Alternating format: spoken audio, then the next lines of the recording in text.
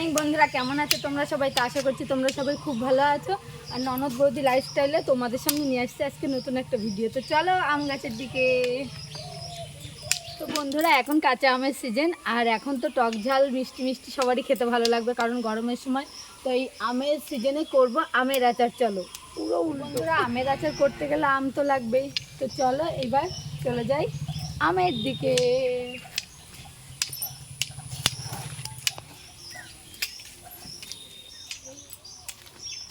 তো পারবো হচ্ছে ওই থলের আমগুলো।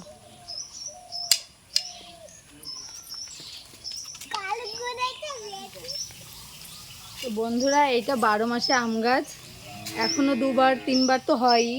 তো চলো তোমাদেরকে দেখাবো যে এই যে আম দেখতে পাচ্ছ, আরো বোল এসছে গালে গালে ডালে গালে বোল এসছে, মানে গালে জল চলে এসছে আম দেখে। হাতে কথা অনেক ভুলেছি। তো বন্ধুরা, গালে জল নিয়ে ওই দেখো, তাকিয়ে দেখো, বোল এসছে। আর এই আমগুলো কিন্তু আরো বড় বড় হবে, কিন্তু এখন তো সিজন, এখন যদি এই আচারটা না বানানো হয় তাহলে আর খাবো কবে? আর সামনে ঝড় বৃষ্টির দিন আমগুলো তো পড়ে যাবে, তাই আগে আগেই আচার বানিয়ে নিচ্ছি। তো রেসিপিটা তোমাদের সঙ্গে শেয়ার করব, চলো এবার।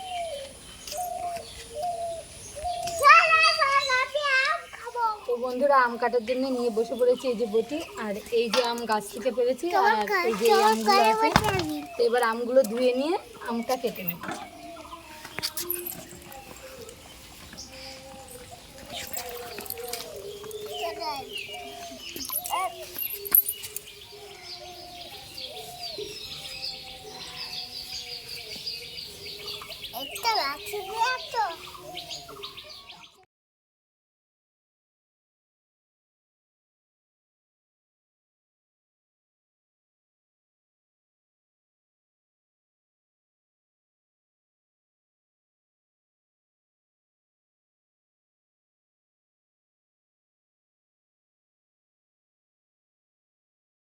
বন্ধুরা, চলে এসছি এবার ছাদে। দেখো আমগুলো নিয়ে এবার আমগুলো রোদ্রে দিয়ে দেবো।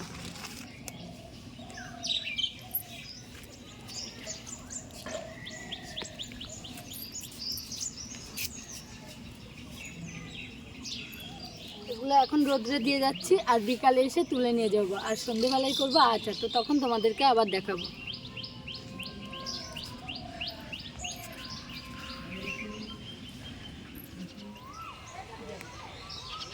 বন্ধুরা দেখো, চলে এসছি আবার এই যে আমগুলো নিতে ছাদে। এখন তো আর বেলা নেই, এবার এগুলো নিচেই নিয়ে যাবো।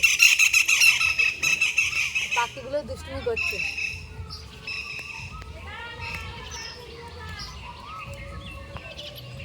চলে এসেছি রান্নাঘরে। দেখো গ্যাসটা জ্বালিয়ে নিয়েছি, আর কড়াইটাও গরম হয়ে গেছে।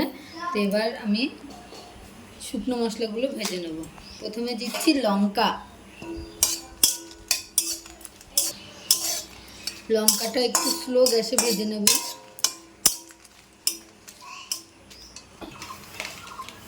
শুকনো লঙ্কাটা অল্প অল্প ভাজা হয়ে গেছে। এবার আমি এর মধ্যে দিয়ে দিচ্ছি মৌরি।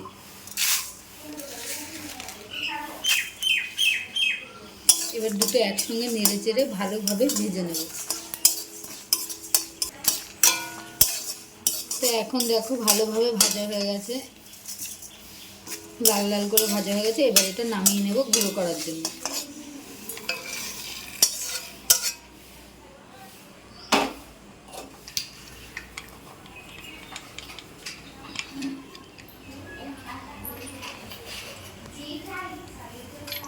কড়াইতে তেল দিয়ে দিয়েছি, আর তেলটা খুব ভালোভাবে গরম হয়ে গেছে। এবার দিয়ে দিচ্ছি শুকনো লঙ্কা, তেজপাতা, পাঁচফোড়ন।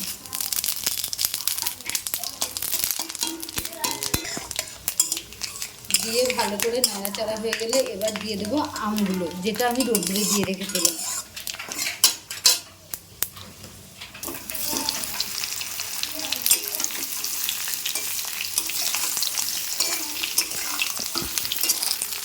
আমগুলো দিয়ে ভালো করে নাড়াচাড়া করে নিচ্ছি।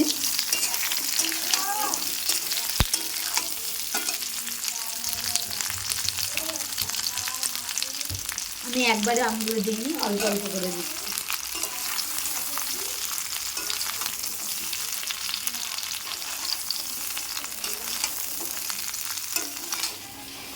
আপনারা যারা মশলাটা এই যে মশলাটা বানিয়েছে এই মশলাটা বেশি দিতে চান বা লঙ্কা বেশি দিতে চান তারা দিতে পারেন, কিন্তু আমাদের বাড়িতে বাচ্চা আছে তো, মানে বাবা আছে টিনা আছে, এর জন্যে ঝালটা কম করে দেওয়া হবে। বাবা এবার মতো লবণ,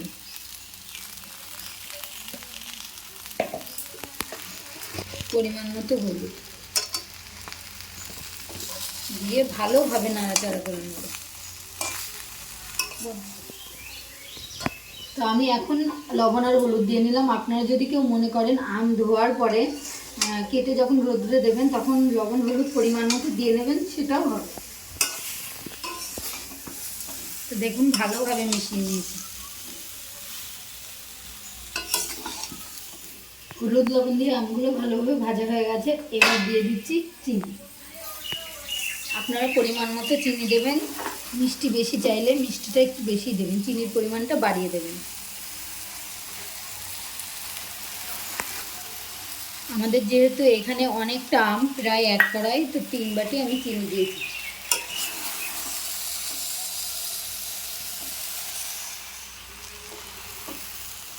এই 3 মিনিট নাড়াচাড়া করে নিয়েছি। দেখো চিনিটা একদম গলে গেছে এইভাবে, আর আমটা দেখাচ্ছি তোমাদের কেমন গলেছে, বুঝতেই পারছো কত সুন্দর গলে গেছে। আর 2-3 মিনিট জাল করে নামিয়ে নেব। গুঁড়ো মশলাটা এবার ছড়িয়ে দেবো, ছড়িয়ে দেওয়ার পরে নামিয়ে নেবো কড়াই থেকে।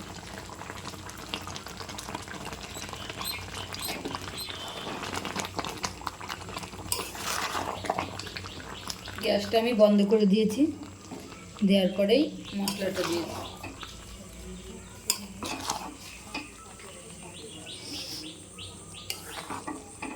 নামিয়ে নিচ্ছি।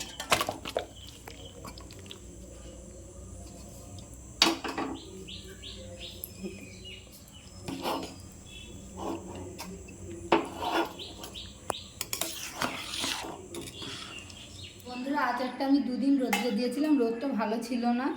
আর এই বোতলের গায়ে আমি সামান্য তেল মাখিয়ে নিয়েছি। তেলটা মাখিয়ে নিলে আচারের গায়ে ছাদ পুরো ধরবে না। আর এই যে আচারটা আমি বয়ানে ভরে নিয়েছি, এবার আমি সারা বছর ধরে খেতে পারবো। আর তোমরাও বানাও, আর কেমন লাগে কমেন্ট করে জানাবে প্লিজ। টাটা।